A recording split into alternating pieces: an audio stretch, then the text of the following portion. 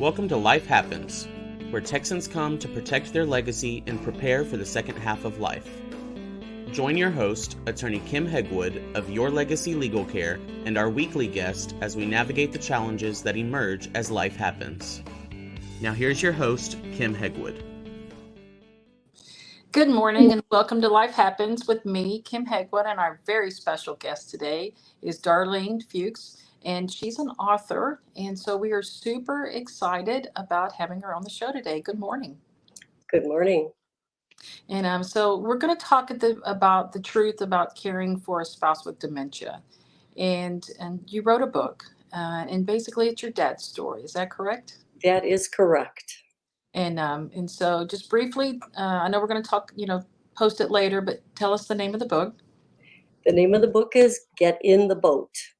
And I'm going to ask you later about why y'all chose that title. But today I wanted to do something a little different because before we start our conversation, it was very impactful to read your little excerpt that you sent me. And so I'd like for our audience to hear it as well, because I think it's very powerful. And so if you don't mind, would you read that little excerpt that you gave me? I can do that for you. Okay, we have the reading glasses on, so we're ready to go. She opened her eyes, and the dream was gone. Who are you? She asked, her voice groggy but clear. Sometimes it was most steady when her memory was least so, but I would take a few unscrambled words from her whenever they came. I'm your husband, Richard. I smiled, hoping my cheerfulness might crack the shell. Oh, came her answer, but her eyes glared suspiciously. Let's get you up, Gail. I took a breath and moved to a place, a gentle hand on her shoulder. She recoiled from my touch. I'm Gail, she rebuked me. That's right, you're Gail, and I'm Richard, your husband. Remember? Oh, eyes still glaring. Come on, Gail, it's time for breakfast. Are you hungry? I reached below the blanket for her hand, but was too slow. She yanked free, and a sneaker met the side of my head, stunning me for a moment. I stepped back and shook the fog clear, and then took a deep breath, trying to regain composure. How difficult it must be to fall asleep confused, only to awaken and discover a stranger in your bedroom. The thought hurt me, for her as much as myself, a reminder of our present hardships. I threw up my hands in mock surrender and gave a light-hearted smile. At least it wasn't a knife. I lifted a quick prayer of gratitude. So far, those disturbing behaviors were left behind us at Hunt Club, but still I reminded myself not to start Gail's day within swinging range. All right, I said in my calmest tone, that's okay. We can take our time. Why don't you give me the shoe? What? Gail's scowl gave way to confusion. She stared at the object in her hand like someone else had put it there, then set it on the bed, shaking her head and muttering sounds that weren't words, at least not ones I understood. When her eyes found mine again, they were full of Gail's essence once more. Husband, she said with a touch of emotion in her voice, like she had just returned from a long trip. My eyes dampened. That's right, I said. She reached for my hand and pulled me into a hug. She was so strong. She always had been, and in so many ways stronger than me. She hadn't lost that. We remained locked in each other's embrace until I felt one of our stomachs rumbling, reminding me of the breakfast I had heated growing cold in the microwave. Before we could get to that, Gail needed cleaning. She let me help her out of bed, and to my relief, the mess was not as bad as it often was. But there was a downside to that benefit.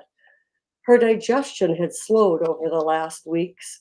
Constipation was uncomfortable in ways she no longer could describe with words. Instead, Worsening behavior showed me how she felt. I would have welcomed more to clean up in the morning if it meant more relief for my gal. Yet even so, I thank God for that little reprieve for me. In the shower, Gail was helpful, playful even, a welcome surprise, and it warmed me. I hadn't stopped being a man after all, even if my wife didn't remember me half the time. I longed for affection, the smallest gesture, a pat on the shoulder, a touch of her hand cupping my face, even a fleeting smile were like trickling springs during the droughts of nurturing. After she was cleaned and dressed, I led her to our small dining table beneath the window, and she gifted me a smile. I left for our kitchenette to reheat her breakfast. In that moment, my thoughts drifted to the dedicated staff who worked tirelessly downstairs as the microwave spun and hummed in the background. The dining hall kitchen was a short trip down one flight of stairs, one of the many unexpected blessings of moving from Hunt Club apartments to Victory Center. I wasted no time making friends with the kitchen staff.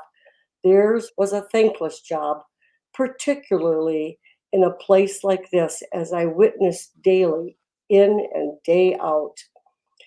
Whenever I remembered, I told them how important they were to us, emphasizing the profound positive impact they had on my wife's quality of life. If my friendliness encouraged them to be extra generous with portions and attentive to special orders for Gail, that was just fine. Who are these people? Gail murmured, pulling me back to the present. I paused in front of our microwave. I'm your husband, Richard, I said, more exploratory than an answer. I braced for what would come next. She froze.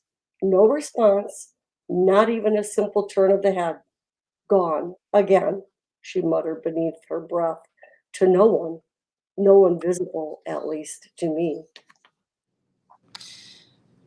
It's amazing how you described a day, a meal, just a small segment of time of someone that's a caregiver for someone who's suffering from dementia. And so you wrote this book from your father's perspective, and his experience caring for your mom. And so how did you get such detailed, and intimate information? The last 6 years that she was suffering dementia, and during those last 6 years, she verbally had lost a lot of ability to communicate with him. My dad started journaling every day, never missed a day. And so for 6 years, those journals piled up. And before he passed away, he gave them to me and asked me if I would take them and put his story into a book. And so others could learn what it was like to be a spouse to someone and have to care from them, especially from a man's point of view. And so it's really important, I think, sometimes for the caregivers to journal, and we encourage them to do that because it's a great way to get those thoughts out of their head. Write it down so that it's not inside. So that it kind of helps them cope, I think, in some aspects of it. And so, how long did your father care for your mother? It was a total of 11 years. 6 of the last years were the worst. He saw little things going on initially, but never really put a name to it, and it wasn't until much later. But the last years, he was a 24/7 caregiver for her. And so, and that's very hard for spouses. And so, because most of them don't take care of themselves when they're being a caregiver, so we have to, I encourage them. I'm kind of in your face about it because, from my own personal experiences, so I really think that's, hugely so important as well. But what did you find his biggest struggles were taking care of mom?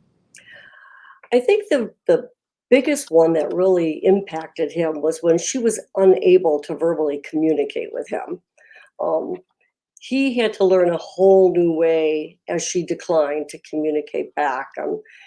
People would teach him use her first name first to get her attention, Gail. She didn't understand honey or, any of those types of things. She didn't know who that was. And then to try and get her within eye contact so that he knew that she was listening to some of what he had to say. And I think instead of being able to sit there and share his feelings and things with him, he had to really learn to get down to like yes and no, or would you like this or that? So to become very simplistic in the way he communicated with her, that was really the only way that he could get her to respond back to him. Yeah. Some So of the and other that struggles were her flare-ups and her hallucinations that she had during that a period of about a year and a half. and so paranoia is not uncommon during this time period, so the confusion for sure. And because when your memory goes and you don't know who you're standing next to, is can be very frightening for that person. So and what do you believe is different about caring for the spouse rather than a parent or another relative? Well, I learned a lot about that when I ended up reading my dad's journals. He held nothing back.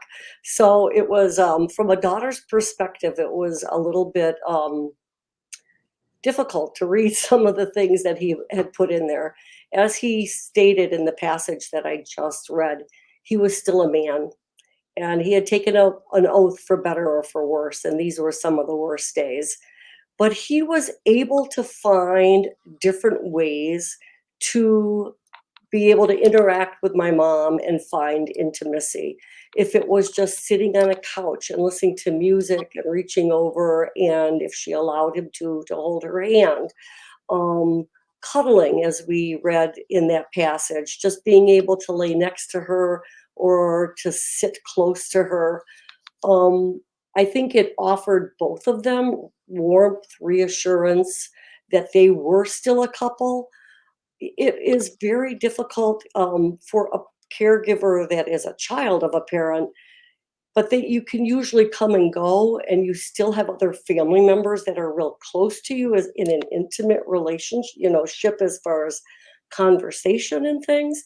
But when you're a spouse, you lose so much of who you were. They were married 64 years.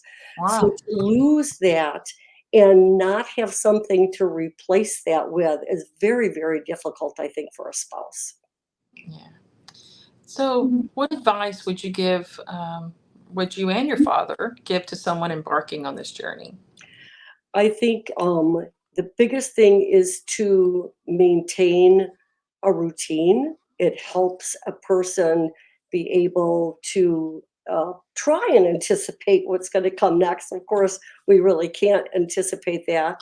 Um, Self care, I think, is so important, like you had mentioned.